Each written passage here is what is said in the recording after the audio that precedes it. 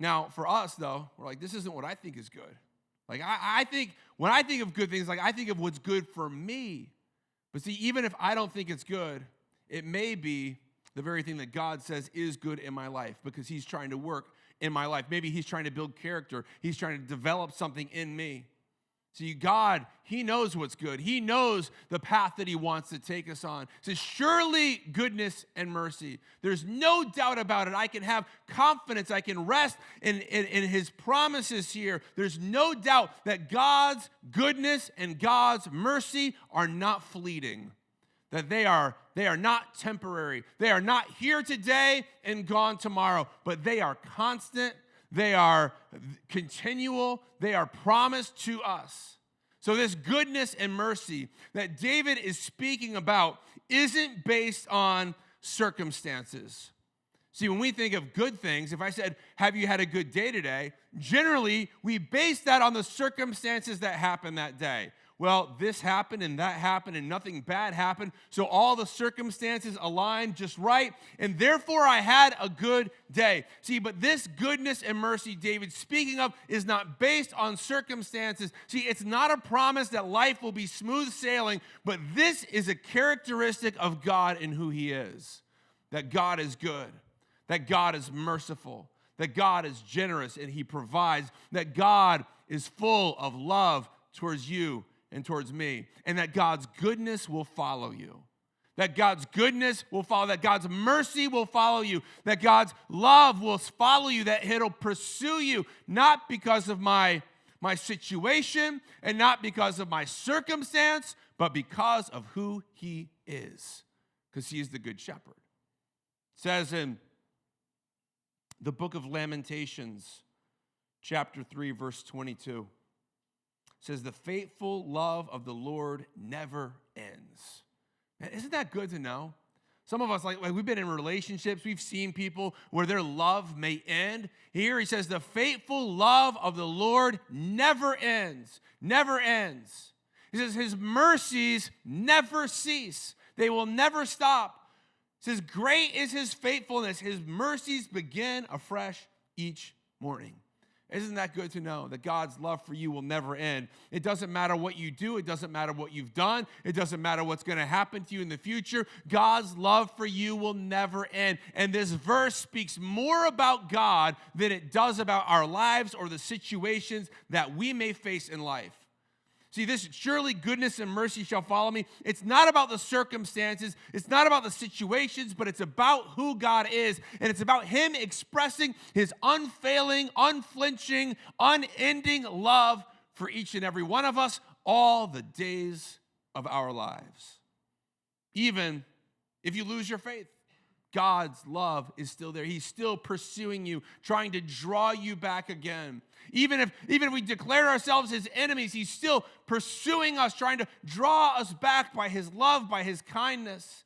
Even for some of us who maybe have given up hope, God's love is unending for you. He loves you. He wants you in his family. He wants to be your good shepherd.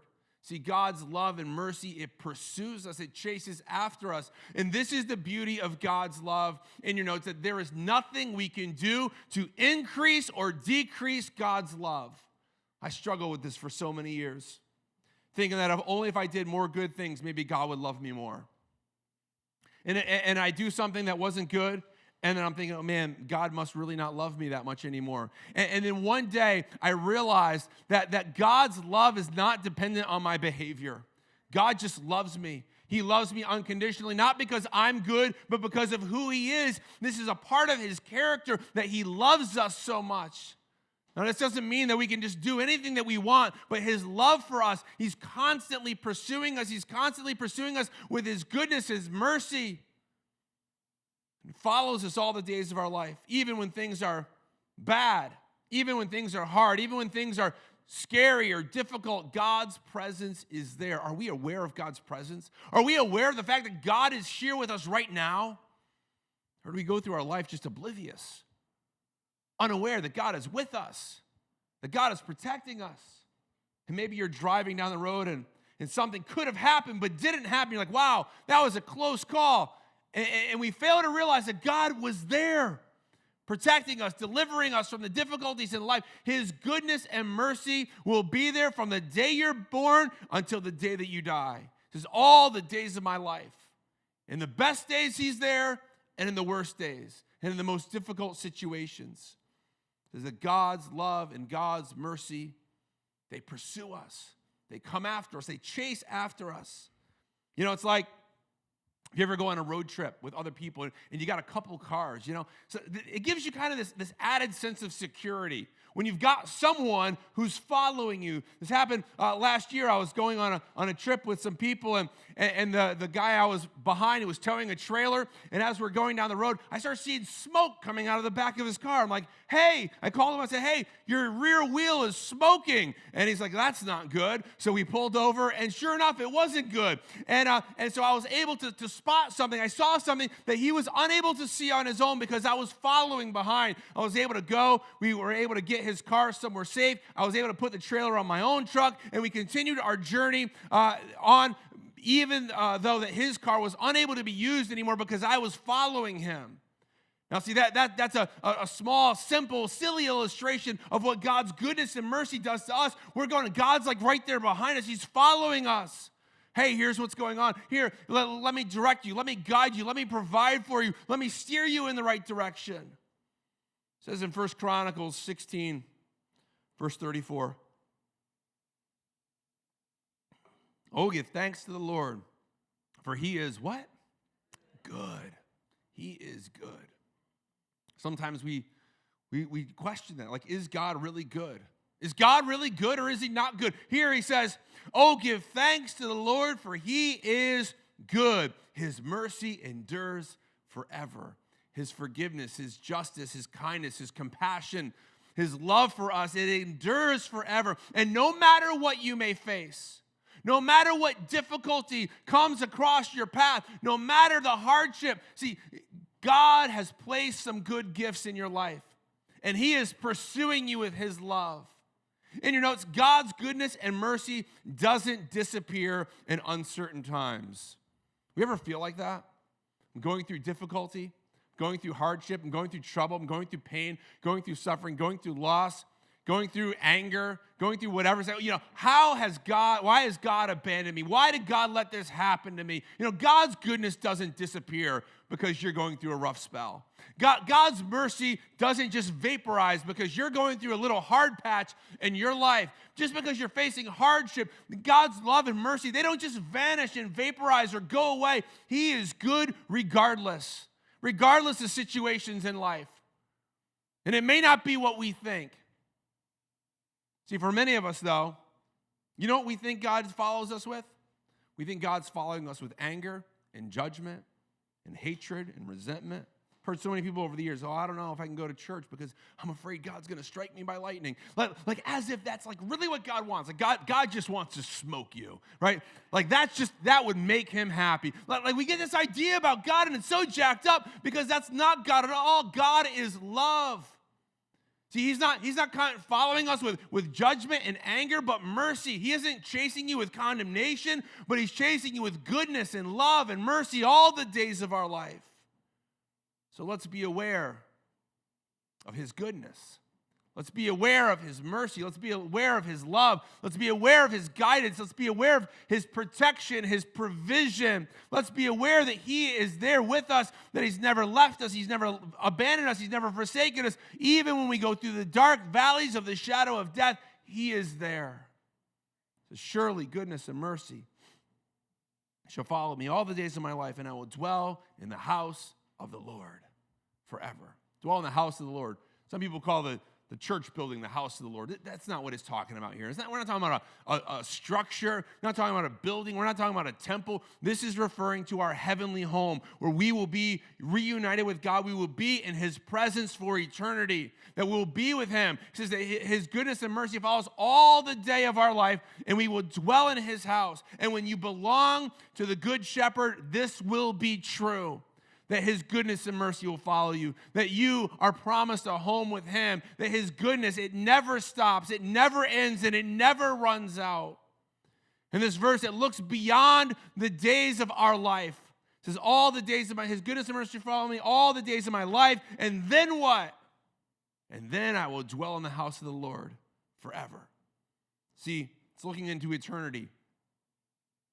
See, following the teachings of Jesus, it makes life better here on this earth, but it makes life better in eternity as well. See, it's not just for eternity, and it's not just for here and now, it's for both. And here we see that the goodness and mercy are following us now, but we get to be in God's presence forever. See, this is why we do what we do as a church. This is why we've been doing this for 9 years. And we had a ragtag group of people that kind of came together. I said to my buddy right before service, I said, yeah, it's amazing what God did with a ragtag group back then. He said, look around, we're still a ragtag group, you know? It's amazing what God can do with people who just have a passion and desire to serve Him. See, this is why we do what we do. So we wanted to start a church, not that would just kind of, come in and we could just act all holy and spiritual, but a place that we could reach people who are hurting and are broken, people who feel rejected. They don't feel welcome anywhere else. We're saying, come. And as a result, some of you came and we're like, wow, we attracted some weird people for sure. But we love you regardless, and we're glad that you're here. And if you get to know me, you'll find out that I'm a little bit weird too.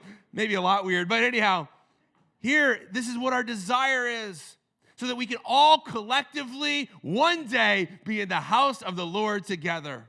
So that we can all be in God's presence and in His eternal kingdom. We can be there together. And that's our goal. That's our dream. It's just to bring as many people along with us as we possibly can. This is the vision that God gave us years ago, is that we want to be a place where broken people can come, where you say, hey, come as you are. Don't clean up your act. Don't worry about your past. Just come all jacked up, messed up, addicted, whatever. Just come and let God do the work that only He can do in your life.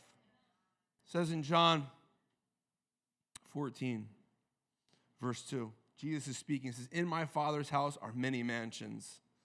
And if it were not so, I would have told you so. So I'm going to prepare a place for you. And if I go to prepare a place for you, I will come again and receive you to myself, that where I am, there you may be also. Jesus is saying, I am preparing a place, an eternal place, a place in heaven for you. See, here's the incredible news that God has prepared a place for you in His eternal home. And this is a place with no eviction notices. You don't have to pack up. You don't have to move out. This is your forever home that we can be in God's presence forever. But although there's an eternal aspect to this, it's also important for us to realize that we can experience God's presence now. That we can experience God's presence now. That we can live in God's presence now. We can be aware of Him now. We can be aware of the fact that He never leaves us and never forsakes us and never abandons us. And this is why one of the things that we've been, trying to encourage from the very beginning is what we call the 5-5-5 challenge, spending 5 minutes every day in God's Word, 5 minutes every day reading script, praying, and 5 minutes every day listening for God's voice. Just being aware that God is with us, being aware that God has not abandoned us, being aware that even in difficulty, even in hardship, even on the darkest day of your life, that God is there. He's not forgotten about you. In fact, the opposite. His goodness and love are chasing you. His mercy is following you. So for those of us here who are following Jesus, know that He's also following you with His goodness and His mercy. He's empowering you. He's equipping you to do the work that only you can do, that He's put you here. He's put you here to accomplish work, to talk to people, to share your faith, to invite people to church, to serve people so that His house can be filled up. And if you're not following Jesus, let me tell you, He is pursuing you. Some of you know He's pursuing you.